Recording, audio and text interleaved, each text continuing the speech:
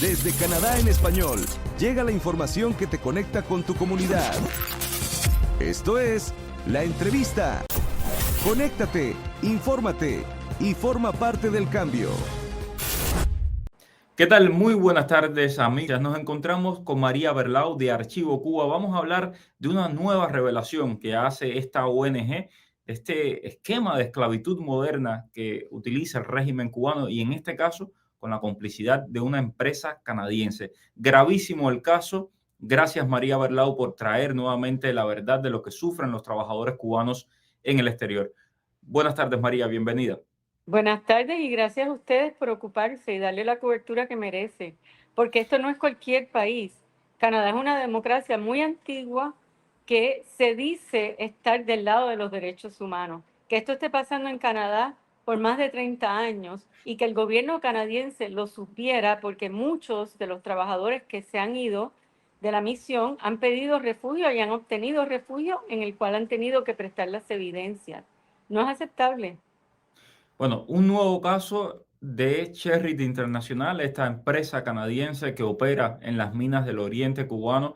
¿Cómo funciona este esquema? ¿Cómo Canadá está implicado en este esquema básicamente de esclavitud moderna? Exactamente el mismo que vemos con los médicos, pero en este caso con ingenieros, con trabajadores de las minas. Profesionales, sí. En nuestro primer informe nosotros dimos el testimonio, o sea, cubrimos el testimonio de un profesional que trabajaba en Alberta, Canadá, donde está la refinería de Sherritt. Hay varias empresas mixtas entre Cuba Nickel, que es la estatal cubana, con la Sherritt International, que es la compañía minera canadiense que está en este negocio desde el año diciembre del 94, es la empresa mixta. Esta empresa mixta, aparte de la minan en Holguín, en Moa, tiene la refinería en Alberta y tiene la empresa que comercializa y vende el níquel y el cobalto en las Bahamas, en Nassau. La persona que me llamó a raíz de nuestro primer informe había trabajado en la Corporación de Bahamas, donde por lo general hay 3 o 4 cubanos, trabajando junto con los canadienses y con empleados locales, que cuenta el mismo patrón sistemático de las misiones con algunas finezas un poco más sofisticados, pero no tanto más, donde esta persona tenía que transferir a una cuenta del Banco Financiero Internacional, que es del conglomerado militar Gaesa, 95% de su salario neto. Y Y apenas le quedaba para sobrevivir en las Bahamas, que es un país, una isla, un archipiélago muy caro. si le estamos hablando de que el 95% del salario tenía que mandárselo al régimen cubano. Es decir, a él le pagaban y le llegaba todo el dinero, pero el régimen cubano le decía, usted me da el 95%. Es prácticamente el mismo esquema que estamos viendo que han reproducido con los médicos y con otros profesionales, ¿no? Exactamente, esto es un esquema. Fíjate, yo no sabía que esto estaba pasando en Canadá con la Sherry. Por supuesto, en MOA sí pasa. La empresa mixta le eh, paga la nómina en dólares canadienses y MOA Nickel, que es la empresa mixta que le paga a los trabajadores, se los paga en una otra moneda que era el CUC antes y ahora el peso cubano, que no tiene ningún valor. Entonces, esta confiscación de salario es sofisticada en el sentido de que se le paga al trabajador en su propia cuenta. Esta persona tenía una cuenta en el Royal Bank of Canada, una sucursal en Nassau. Sherry se lava las manos y dice, no, nosotros le pagamos al Nosotros trabajador. pagamos directamente, claro. Seguro, pero es lo mismo que hacen con los médicos en Italia, con los maestros en Bahamas, o sea, que quieren darle la vuelta y confundir, pero estas personas no ignoran la realidad que estos trabajadores están pasando casi hambre porque están obligados a transferir la mayor parte de su salario por una serie de regulaciones, coerción, presiones, chantajes, que eso es un esquema de trata.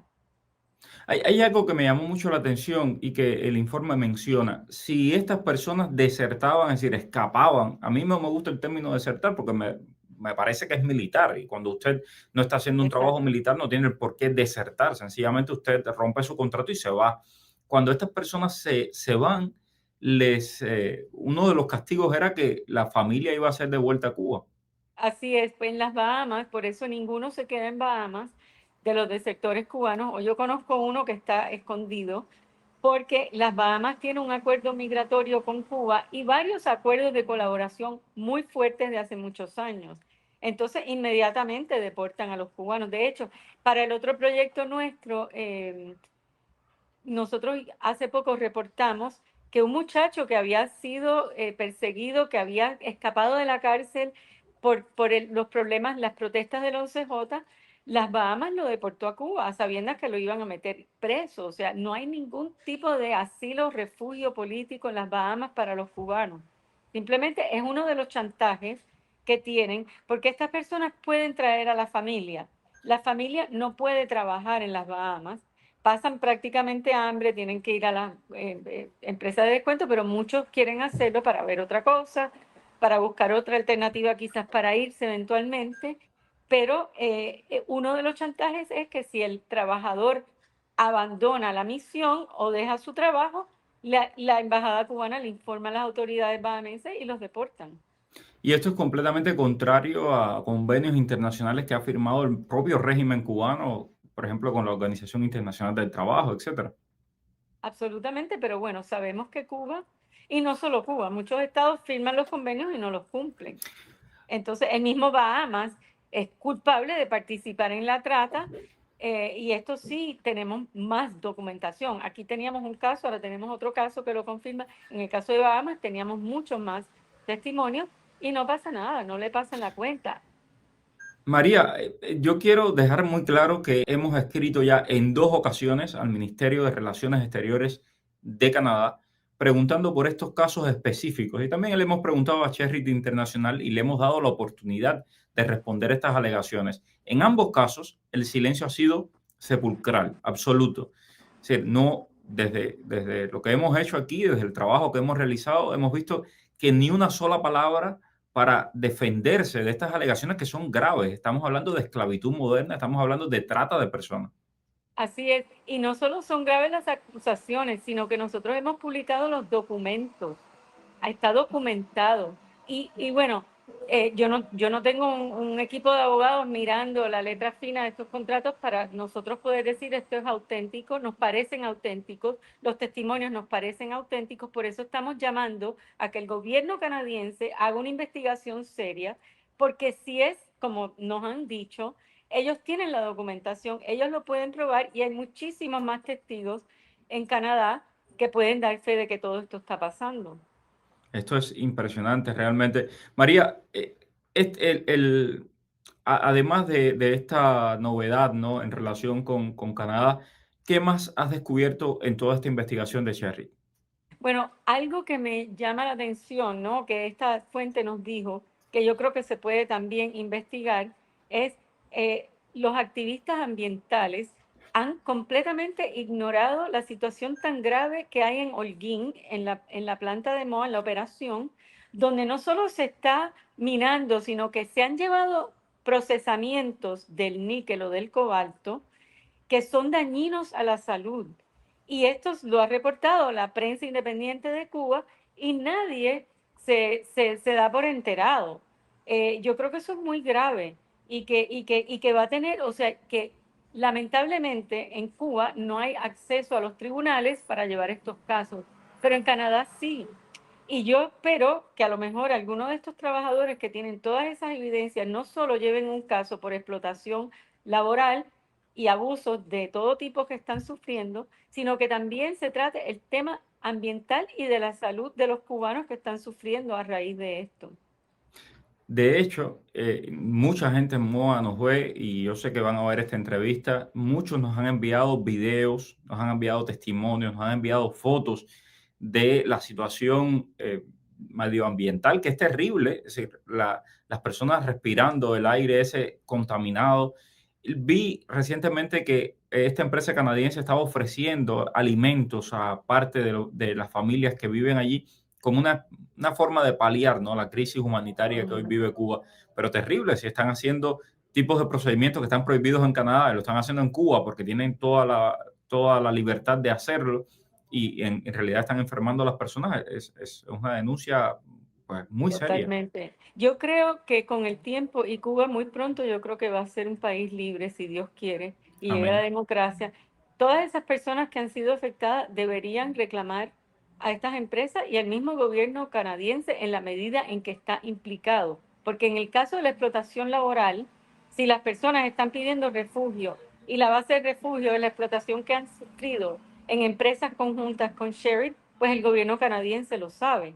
Entonces, en la cuestión ambiental no conozco muy bien cómo es el endamiaje legal para ir en contra de una empresa extranjera que hace este daño ambiental en Cuba, en contuberio con un gobierno, con una dictadura totalitaria, pero yo me imagino que deben existir abogados internacionales que pueden contestar eso y ayudar a los pobres cubanos que están teniendo que sufrir esta situación sin poder mudarse, sin tener alternativas en ese país donde no hay vivienda, donde no hay nada.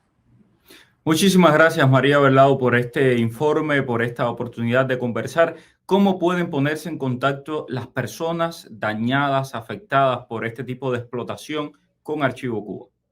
Por favor, que nos escriban a info@cubaarchive en inglés.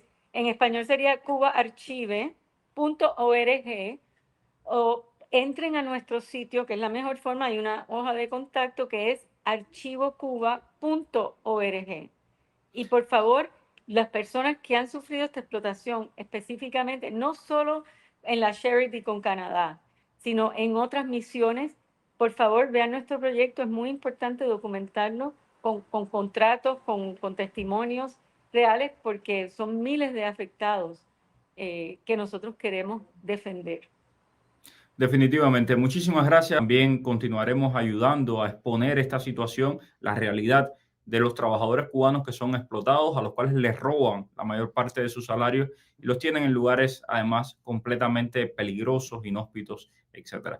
Gracias mil, María. Gracias a todos por la sintonía. No se olvide suscribirse, mantenerse en contacto con todas nuestras plataformas. Gracias a ti. Suscríbete, dale like y comparte, porque la información no se detiene y nosotros tampoco. Esto fue La Entrevista. Mantente informado de los temas más relevantes de Canadá y del mundo hispanohablante.